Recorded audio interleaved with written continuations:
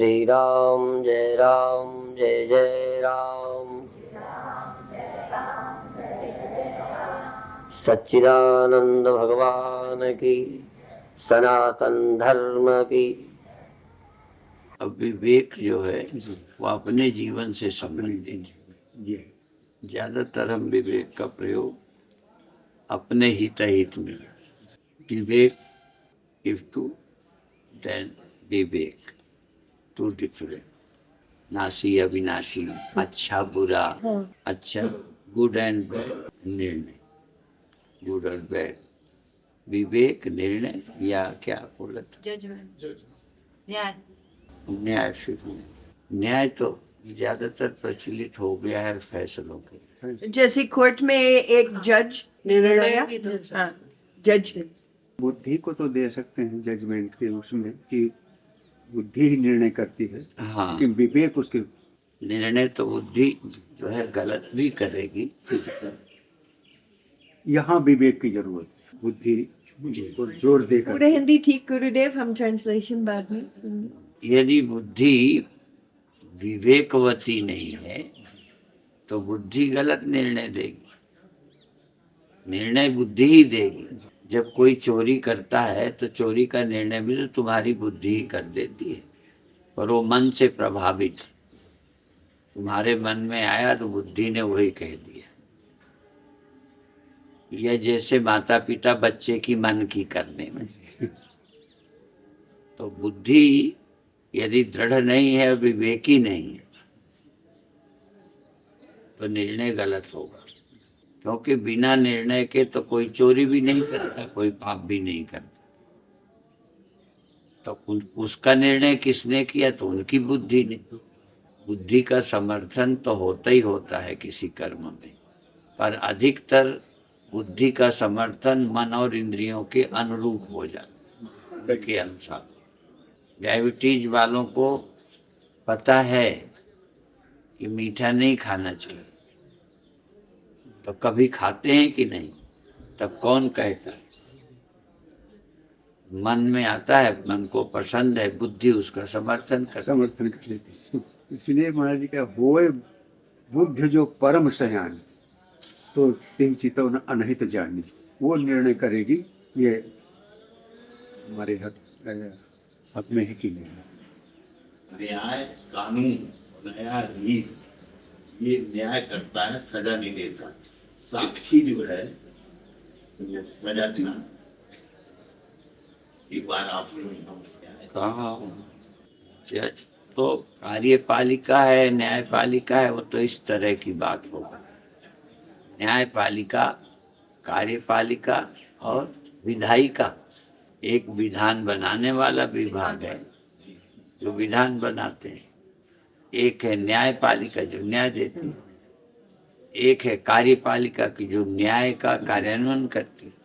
तो जज निर्णय देता है, फांसी देने जज नहीं जाता, उसने फैसला दे दिया। एक इस तरह आता है जब बुद्धि और मन दो नहीं रहते, एक ही जैसे रहते, फिर मन और बुद्धि अलग अलग होने शुरू हो जाते। जैसे पशु है, उसके मन और बुद्धि दो नहीं है। मन में आया वही कर लेगा, वहाँ कोई मना नहीं कर। जैसे छोटा बच्चा, यदि कोई और ना हो तो जो मन में आए कर लेगा, खा लेगा, चल लेगा, खेलेगा। वहाँ निर्णय करने वाले या समझाने वाले अलग होते। इसीलिए अभी बहुत लोग हैं जो मन बुद्धि का फर्क ही नहीं जानते। प्रायः संसार में एक करने वाला है तो समझाने वाले दूसरे हैं, माता हैं, पिता हैं, गुरु हैं, वो मना करते हैं। लेकिन इसी तरह पशु के मन में आता है तो उसको रोकने वाला कोई और है, मना करता है। लेकिन मनुष्य के अंदर दोनों हैं, वो मन भी है और बुद्धि भी है।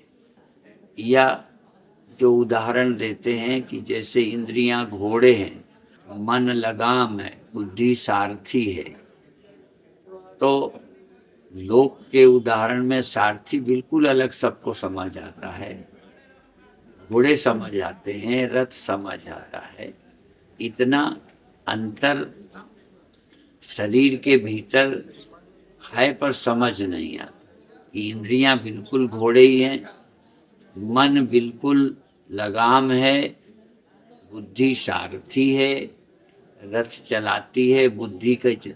लेकिन हमें मन और बुद्धि ऐसे दो नहीं लगते जितना हमको बाहर के जगत में लगते। यदि लोक में कोई काम करते हो तो मना दूसरा करता है, पर तुम्हारे भीतर करने की इच्छा वाला और मना करने वाला दोनों तुम्हारे भीतर है। मन और बुद्धि, बुद्धि सारथी है, लेकिन इतना स्पष्ट नहीं है कि मन लगाम है, इंद्रियां घोड़े हैं, बुद्धि सारथी है। जैसे बाहर हमें दिखते हैं, ऐसे ही सैकड़ों लोगों को नहीं मालूम कि बुद्धि अलग है, मन अलग है। बल्कि अनुरागानंद जी इसमें वो चर्चा भी करने लगते हैं, पूछने भी लगते हैं, पर अलग है। पर यदि बुद्धि बलवान है तो मन को रोकेगी, बुद्धि कमजोर है माने सारथी कमजोर है तो घोड़ा ही ले जाएंगे रथ में। या घोड़े में बैठकर जब आप घोड़े को चलाते हो, रथ भी रहने दो, घोड़े में, तब भी उस घोड़े को कहाँ ले जाना है वो जो बैठा है वो ले जाता है। तो इसी तरह मन घोड़ा है, बुद्धि सारथी इसकी चलाती है। लेकिन इतना भेद यहाँ नहीं मालूम पड़ता जितना घोड़े में और चलाने वाला अलग लगता है कि मन को चलाने वाली बुद्धि है, मन को चलाने वाली बुद्धि है, ऐसा नहीं स्पष्ट रहता कोई कोई को। बल्कि रूस में तो शायद मन बुद्धि का भेद पहले था ही नहीं, मन और बुद्धि का शायद, मुझे बहुत पक्का नहीं है पर ये बता सकता। बहुत लोग मन और बुद्धि दो ही नहीं मानते।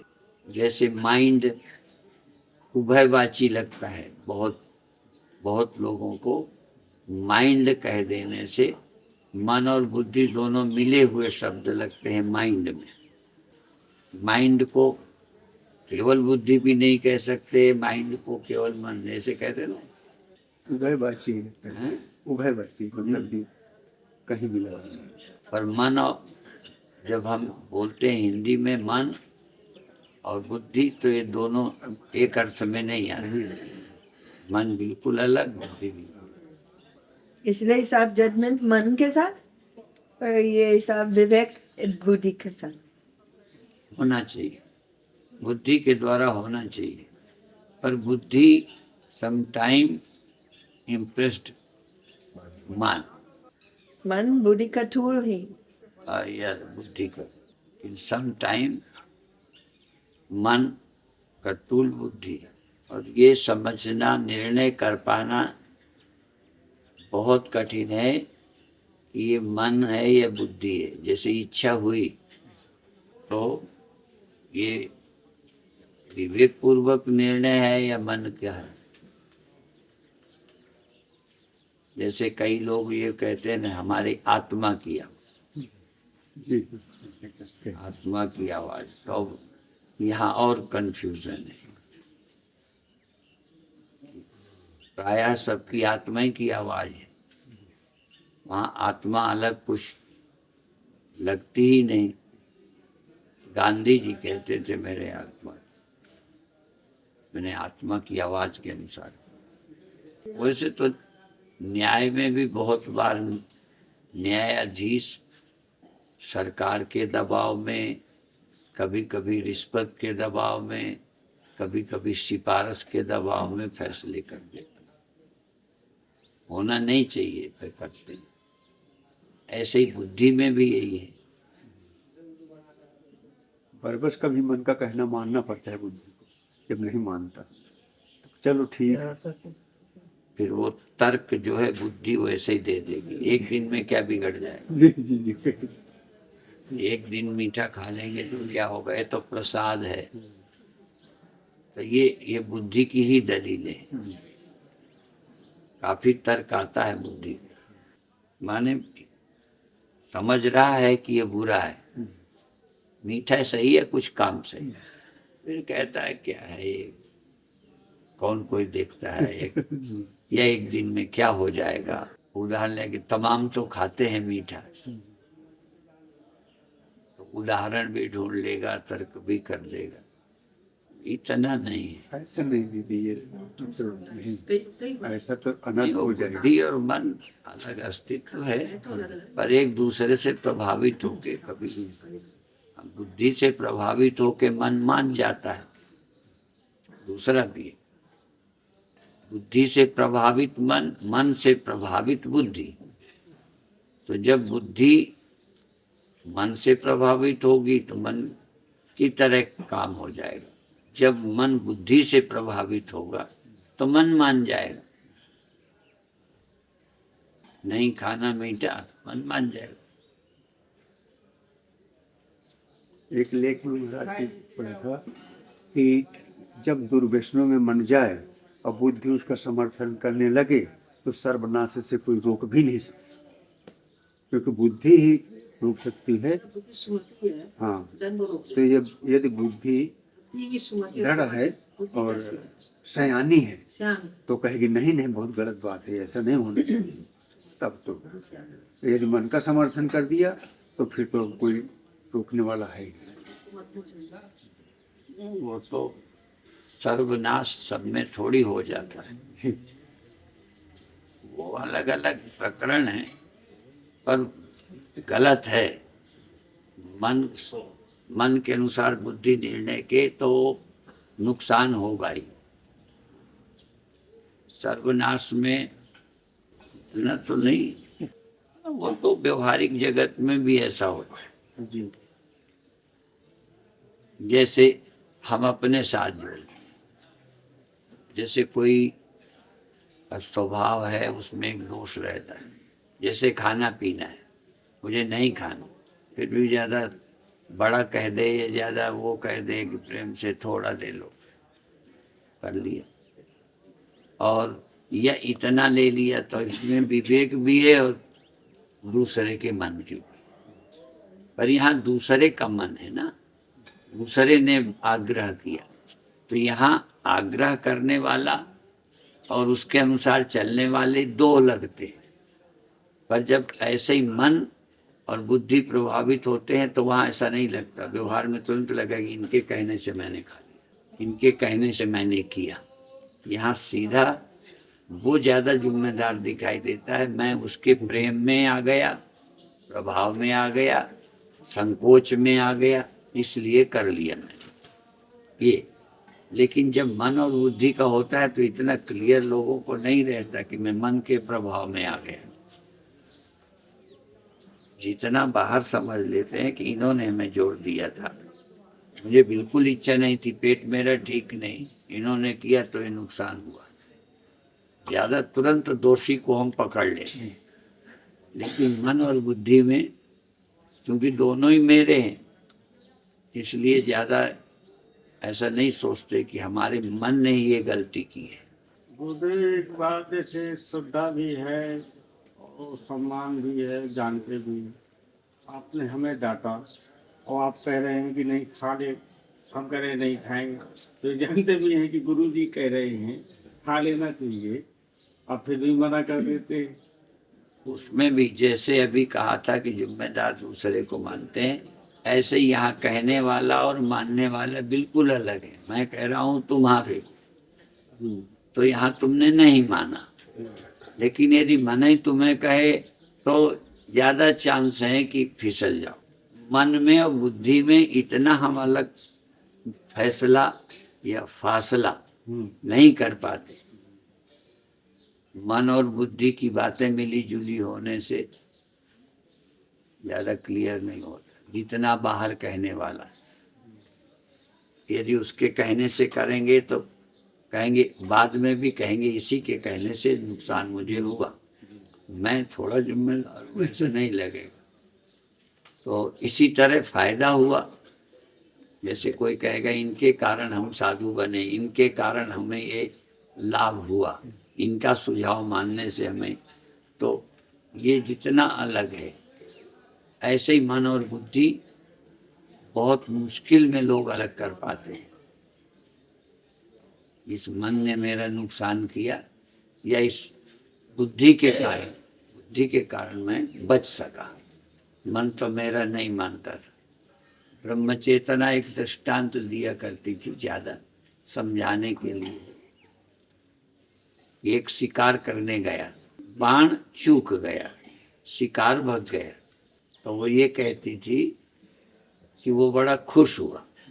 तो अब शिकार निकल गया, बाण नहीं लगा, तो दूसरा लाभ देख लिया। लग जाता तो शिकार हो जाता, नहीं लगा तो अपने मन को समझा अच्छा हुआ, मैं तो पाप से न बचता, मेरे से आज हत्या हो ही जाती, पर भगवान ने बचा लिया, वो निकल गया, नहीं लगा। ऐसे कोई बुरी इच्छा हो जाए पूरी करने का, और किसी कारण अनेक हेतु से कोई ने समझा दिया, या कोई आ गया, चोरी करने वाले थे, गलत करने वाले थे, पीने वाले थे, इतने में कोई परिचित आ गया, नहीं पिया, तो एक बुरा मानेगा कि ये आ गया, इसलिए मैंने मन का नहीं कर पाया, तो आने वाला 100% बुरा लगेगा, क्योंकि मेरी इच्छा थी। और कुछ का विवेक भी है, इच्छा भी है, तो नहीं पूरी होने में उसकी बुद्धि कहती अच्छा हुआ, मैं तो ना मानता, मन मुझे ले जाता, पर इनके आने से बच गया, भगवान ने बड़ी कृपा। और एक चीज तो किसी से सुनी थी, पर बहुत अच्छी है, इच्छा पूरी हो जाए तो अच्छा, और इच्छा पूरी ना हो तो बहुत अच्छा और खुशी की बात है। तो ये साधक के लिए, विवेकी के लिए, इच्छा कोई भी पूरी होती है तो लोभ ही बढ़ता है, आसक्ति बढ़ती है। तो इच्छा पूरी हो गई तो अच्छा, लगभग सभी को लगता है। तो इच्छा पूरी नहीं हुई तो बहुत अच्छा, उससे तुम्हें विवेकी बनने का अवसर मिला, सहन शक्ति बढ़ी। ये समझो, इच्छा पूरी होती रहे ना। हम लोग यूपी में बोलते हैं, कोई ज्यादा लाडला हो तो लोग कहते हैं छयाल का बड़ा है, छाया। जैसे एरंड के खेत में चना लंबा लंबा हो जाएगा, वो किसी काम का नहीं। तो बहुत लाड प्यार में जो पला होता है वो ज्यादा दुखी होता है, पर जो शुरू से ही लाड प्यार में ना पला हो, कुछ कठिनाइयों में पला हो, तो ठीक रहता है।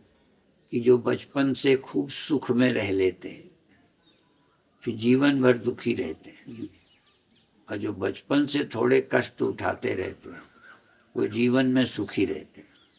क्यों? क्योंकि उससे अच्छा ही रहेगा। जो कष्ट उठा लिए उससे कम ही कष्ट रहेंगे तो अच्छा लगेगा। अब बचपन में इतनी तरह के सुख पा लिए कि फिर कितना मिले उतना नहीं मिलेगा। ऐसे ही कई लड़कियों को शादी के पहले यदि बहुत सुख मान प्यार पा चुकी हैं तो समझो ससुराल नरक है। उतना सास उतना और प्यार सम्मान देंगे नहीं तो दुखी रहेगी। पहले से रही है तो वहां से ठीक ही रहेगी। घर में पिट चुके, मार खा चुके, सब कुछ हो चुका तो वहाँ अच्छा ही है। इसी तरह आश्रम में जैसे कई हैं, दो तरह के लोग हैं। कुछ लोग हैं जिन्हें आश्रम में कष्ट होता है, असुविधा होती है, मन का भोजन नहीं मिलता। किनको? जो बहुत सुविधा वाले हैं, बहुत अच्छा मन का भोजन घर में बनता है, कई तरह का बनता है, हर तरह की सुविधाएं हैं, तो बहुत संपन्न आएगा, उसको इस आश्रम में असुविधा है। और जिनको घर में ठीक नहीं मिलता है उनके लिए तो बहुत अच्छा है। हम लोग तो कहते हैं, ये हंसी का है कि एक आध बछड़ा था, फिर वो और कहीं चला गया तो फिर वहाँ दुबला रहा। तो हम लोग हंसते हैं कि आश्रम का ब्रह्मचारी और बछड़ा दूसरी जगह पनपेगा नहीं। विषय ये नहीं था, विषय तो इतना था कि किसको कैसा लगता है। विषय यहाँ आश्रम का नहीं था, विषय ये था कि यहाँ अच्छा किसे लगेगा, कम अच्छा किसे लगेगा। विवेक, वैराग्य, ऐश्वर्य, हमने तो ये थोड़ी सोचना अपनी ओर से, हमें तो ये कि जो लिखा है वो हमें भूल गया। जो लिखा था वो कभी पढ़ा था, वो दिमाग से चौथा हट गया। अपने आप सोच के तो कुछ कर ले। सोचने की स्वतंत्रता, जैसे कुछ विषय हैं सोचने के हैं, अब कुछ सोचने के नहीं है, वो बिल्कुल वैसे ही मानना चाहिए।